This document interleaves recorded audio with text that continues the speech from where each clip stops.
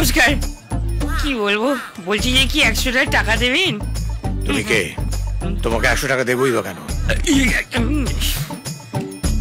একে তো মদ খেয়ে এসছো, আবার টাকা চাইছো। তোমাকে ঢুকতে দিয়েছে কে? আরে সেটা বড় কথা নয়। এরপর আপনি যদি আর একটা প্রশ্ন জিজ্ঞেস করেন তাহলে 200 রুপিস, মানে পার কোশ্চেন 100 রুপিস করে। আচ্ছা তুমি কোন পক্ষের বলো তো? সেটা বড় কথা, সেটাই বড় কথা।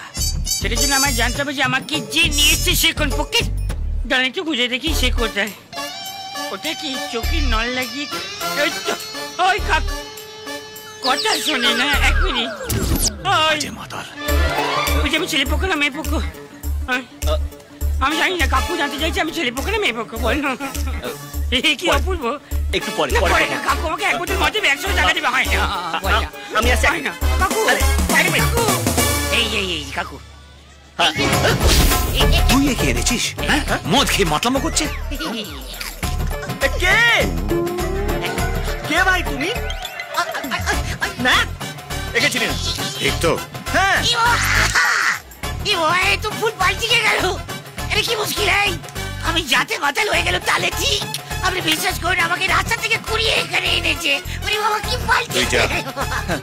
এই চুপ চুপ। এবার পাল্টিয়ে চলে গেল। বলছি তখন আমি 100 টাকা কি শুধু একা খাবো বলে চাইছি নাকি দুজন মিলে করে খেয়ে নেব? আবার যদি দেখি তোর ঠ্যাং ভেঙে দেবো। মারলো কেন?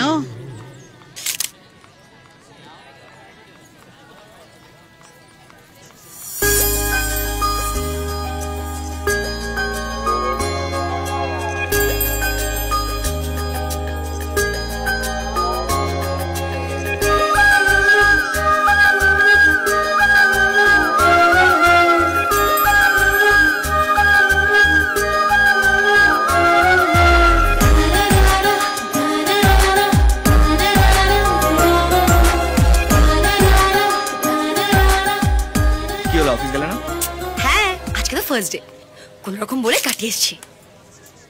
তাই? এসো দিদির সঙ্গে আলাপ করাই। কাকাই জান। দিদি ও আমার বন্ধু নীলাশা, আমার দিদি, আমার জামাইবাবু। নমস্কার। রামপ্রসাদ, তুই এখানে কেন এসেছিস? আমি বরপক্ষ নই, কনেপক্ষ। ধনঞ্জয় বাবুর কোম্পানিতে আমি ট্রাক চালাই। আর কিছু বলবে?